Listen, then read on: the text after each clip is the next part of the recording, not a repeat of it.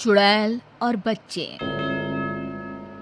कुंदन अपनी पत्नी पारो और 2 बच्चों मुन्ना और रिया के साथ रहता है। चारों का परिवार अच्छा खासा खुशहाल चल रहा था, लेकिन एक दिन उसकी पत्नी पारो सीढ़ियों से फिसलकर गिर गई और अस्पताल पहुंचने से पहले ही उसने दम तोड़ दिया। कुंदन की जिंदगी तो जैसे वीरान हो गई। बच्चे भी बहुत दुखी रहने लगे। इसी तरह देखते देखते 1 साल बीत गया। एक दिन कुंदन का मित्र उनसे मिलने आया। अरे कुंदन, तुम इन बच्चों के लिए दूसरी शादी कर लो। कम से कम बच्चों की ठीक से परवरिश तो हो जाएगी। मित्र के बार बार समझाने पर कुंदन तैयार हो जाता है। नई माँ रूपा शुरू में बच्चों और कुंदन का बहुत ख्याल रखती है, पर 6-7 महीने बाद ही वो कुंदन के जाने के बाद आराम से सो जाती। और जब मुन्ना और रिया स्कूल से आते तो, ए रिया, जल्दी से पूरे घर की सफाई कर और बर्तन धो दे, तभी खाना मिलेगा। और मुन्ना, जाकर छत की धुलाई कर। वो बच्चों से ही घर का सारा काम करवाती है। उन्हें खाना भी ठीक से नहीं देती। खुद के लिए और कुंदन के लिए वो बढ़िया बढ़िया पकवान बनाती। जब रात को कुंदन काम से वापस आता तो, अरे, बच्चों ने खाना खा लिया? उनको तो मैंने कब का खिला पिलाकर सोने भेज दिया है। कितना ख्याल रखती है ये बच्चों का। एक दिन जब रूपा सो रही थी, मुन्ना देखता है कि रसोई की अलमारी में मिठाई रखी है, लेकिन वो वहां तक पहुंच नहीं पाता। तो वो अपनी बहन को बुलाकर लाता है। मैं घोड़ा बन जाता हूँ, तुम मेरे ऊपर चढ़कर वो मिठाई उतार दो। उन्होंने मिठाई उतारी और खा ली। अचानक मिठाई का डिब्बा रिया के हाथ से नीचे गिर जाता है और बिखर जाता है। आवाज सुनकर रूपा भागते हुए आती है। उसने आओ देखा न ताओ और दोनों की खूब पिटाई करती। जब देखो तब भूखे ही रहते हैं ये बच्चे, न जाने इनका पेट है कि कुआं। बच्चे खूब देर तक रोते रहते हैं, लेकिन फिर आपस में ही बातें और मजाक करके एक दूसरे का मन बहलाने लगते हैं।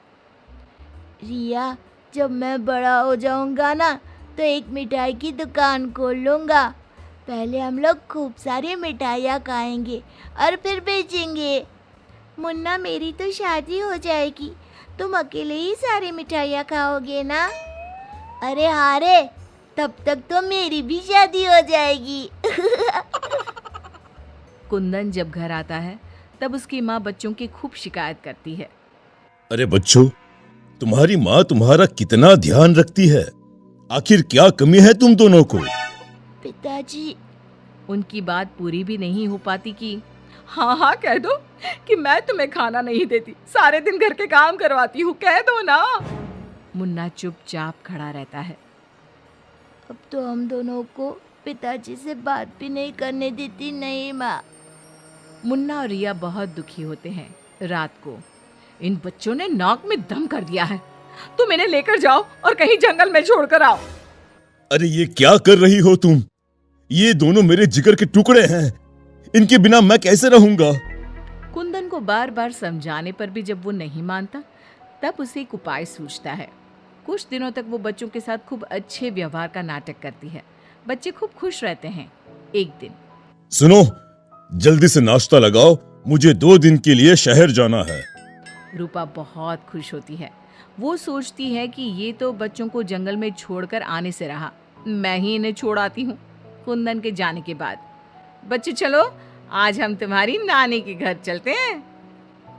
बहुत देर तक चलते चलते जब वो सब घने जंगल में पहुंच जाते हैं तब, माँ, इधर का नानी का घर है, लगता है हम रास्ता भूल गए हैं।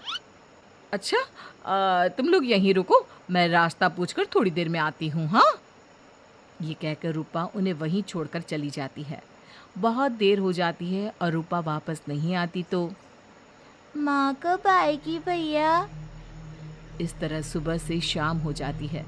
जहाँ एक तरफ बच्चे जंगल में अपनी माँ का इंतजार कर रहे होते हैं, वहीं दूसरी तरफ रूपा घर में आराम से बैठी थी।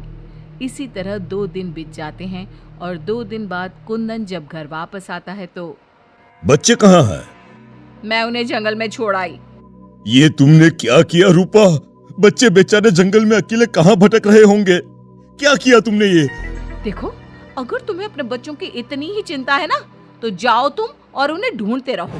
कुंदन बच्चों को ढूंढने की बहुत कोशिश करता है, पर बच्चों का कुछ भी पता नहीं चलता।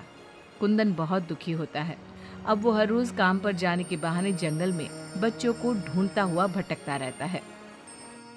रूपा के जाने के बाद बच्चे रोते रोते आगे बढ़ने लगते हैं। माँ बड़ी चालाकी से हमें जंगल में छोड़कर चली गई। अब हमें रहने के लिए कोई ठिकाना ढूंढना ही होगा। अब तो अंधेरा भी घिर रहा है। आगे जाते ही उनको एक झोपड़ी दिखती है। बच्चों को थोड़ी आशा बनती है। दोनों भागते भागते वहां पहुंचते हैं और झांक कर अंदर देखते हैं तो एक बुढ़िया चरखे पर सूत काट रही थी। उसके शरीर पर सफेद वस्त्र थे। अंदर का माहौल बड़ा डरावना लगता है, पर बच्चों को तो कोई आसरा चाहिए था। वो दोनों दरवाजा खटखटाने लगते हैं। तभी वो बुढ़िया पीछे मुड़ती है। बच्चे जैसे ही उसे देखते हैं, उनके शरीर के अंदर भय से एक अजीब सी सिहरन दौड़ जाती है। माथे पर बड़ी सी लाल बिंदी, आंखें सुर्ख लाल और बाल भी अस्त व्यस्त। जैसे ही उसकी नजर मुन्ना और रिया पर पड़ती है, उसके चेहरे की रौनक बढ़ जाती है। वो बड़ी प्रसन्न होकर कहती है, आओ आओ बच्चों, मैं तुम्हारी दादी जैसी ही तो हूँ। आ जाओ।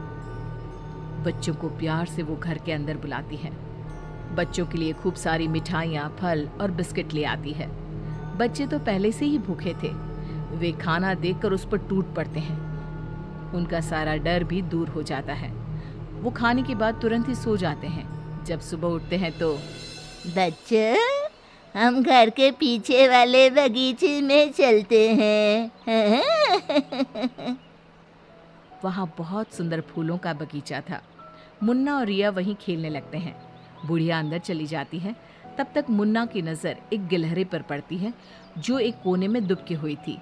मुन्ना उसे प्यार से अपने हाथ में उठा लेता है। तभी गिलहरी इंसानों की आवाज़ में बोलती है, बच्चों, तुम लोग यहाँ से भाग जाओ। ये बुढ़िया एक खतरनाक चुड़ैल है। तुम्हें खिला पिला कर पहले मोटा करेगी, फिर पिंजरे में डाल देगी। सभी बच्चों को ये जादुई छड़ी से पशु पक्षी बनाकर बगीचे में रख देती है। एक एक करके अपनी जादू की छड़ी से सबको बेहोश कर देती है और कढ़ाई में तेल गरम करके पकोड़े बनाकर खा जाती है। इसके पास एक आदमकद का पिंजरा है। ये खुद उसकी सफाई करती है। ये कहकर गिलहरी जमीन पर कूद जाती है। जब दोनों घर में जाते हैं तो देखते हैं कि बुढ़िया पिंजरे की सफाई कर रही थी और उसके मुंह पर खून लगा था। बच्चों को देखते ही अपना मुंह पोंछने लगती है। वो रिया चारों तरफ जादू की छड़ी ढूंढने के लिए नजर दौड़ाने लगती है। अचानक उसे जादू की छड़ी दिखाई देती है और वो दोनों लपट कर वो छड़ी उठा लेते हैं। जादुई छड़ी, पिंजरा बंद कर दो। पिंजरा बंद हो जाता है। पिंजरा बंद होते ही वो बुढ़िया एक खतरनाक चुड़ैल बन जाती है और चीखने लगती है। दादी, आज तुम भी पिंजरे में बंद होने का मजा उठा लो ना। दोनों हंसते हैं। दादी दादी, यही वो जादुई छड़ी है ना, जिससे तुम सब बच्चों को चूहा, बिल्ली और गिलहरी बनाती हो। बोलो, तुमको क्या बनना है? मुझे बाहर निकाल, वरना मैं तेरा खून पी जाऊंगी। छड़ी मेरे हवाले कर दे। दादी, पिंजरे में कुछ खाने को दो। ये लो, तब तक आम की गुठलियां चूसो। इनमें अभी भी बहुत रस बचा है। दोनों आम की ढेर सारी गुठलियां पिंजरे में फेंक देते हैं। एक बार मैं बाहर आ जाऊं ना, तुम दोनों के पकोड़े बनाकर चबा जाऊंगी। जय काली कलकत्ते वाली, तेरा वचन न जाए खाली। जादुई छड़ी, इस चुड़ैल को मछली बना दो। जादुई छड़ी, एक बड़े से कढ़ाई में तेल गरम कर दो। जादुई छड़ी चुड़ैल को मछली बना देती है। दोनों उसे उठाकर एक बाल्टी में डाल देते हैं। कढ़ाई में तेल गरम हो रहा होता है। मुन्ना और रिया दौड़कर बगीचे में जाते हैं। वहाँ बहुत सारे जानवर और पक्षी होते हैं। जादुई छड़ी, इन सारे लोगों को इनके असली रूप में बदल दो। तभी सारे जानवर और पक्षी बच्चों में बदल जाते हैं। सब कमरे में आ जाते हैं। हमें इस चुड़ैल ने बहुत तड़पाया है, चलो आज इसको मजा चखाते हैं। जादुई छड़ी, इस चुड़ैल को पिंजरे में डालकर फिर चुड़ैल बना दो। पिंजरे में कैद होकर चुड़ैल फिर चिल्लाने लगती है, ये सारे के सारे शैतान कैसे यहाँ आ गए? जैसे तुम पिंजरे में बंद हो गई वैसे ही हम सब भी यहाँ आ गए। सभी बच्चों ने पिंजरे में ठंडा ठंडा पानी फेंकना शुरू कर दिया। चुड़ैल पहले तुम नहा लो, फिर हम तुम्हें मछली बनाकर पकौड़े बनाकर खा जाएंगे। सभी बच्चे ताली बजाकर खूब हंसते हैं। बच्चों मुझे माफ कर दो, मैं कभी ऐसा नहीं करूंगी। एक बार मुझे पिंजरे से निकाल दो। दोस्तों, क्या हमें इस चुड़ैल की चिकनी चुपड़ी बातों में आना चाहिए? नहीं, बिल्कुल नहीं। नहीं, बिल्कुल नहीं। मुन्ना जोर से छड़ी फटकारता है। जादुई छड़ी, इस चुड़ैल को मछली बनाकर कढ़ाई में डाल दो। मछली की कढ़ाई में गिरते ही बहुत तेज आवाज होती है, जैसे कहीं बिजली चमकी हो। सभी बच्चे डरकर एक दूसरे से चिपक जाते हैं। मछली का आकार बहुत बड़ी सी चुड़ैल का हो जाता है। वो बार बार कढ़ाई से निकलने की कोशिश करती है। सभी बच्चे मिलकर उसे फिर कढ़ाई में ढकेल देते हैं। अंत में वो गरम तेल में जलकर मर जाती है। सब बच्चे खुश होकर तालियां बजाने लगते हैं। मुन्ना जादू की छड़ी की सहायता से सभी बच्चों के साथ शहर आ जाता है। जब वे अपने घर पहुंचते हैं तब पिताजी, हम आ गए। कुंदन उनकी आवाज सुनते ही भागता हुआ आता है। बच्चों को देखकर उसकी आंखों से झरझर आंसू गिरने लगते हैं। पिताजी, आप रोइए मत, अब हमारे दुख के दिन खत्म हो गए हैं। मुन्ना कुंदन को सारी बात बताता है। जादुई छड़ी पाकर उनके सारे कष्ट खत्म हो जाते हैं। अब तो नई माँ भी उनको प्यार करने लगती है।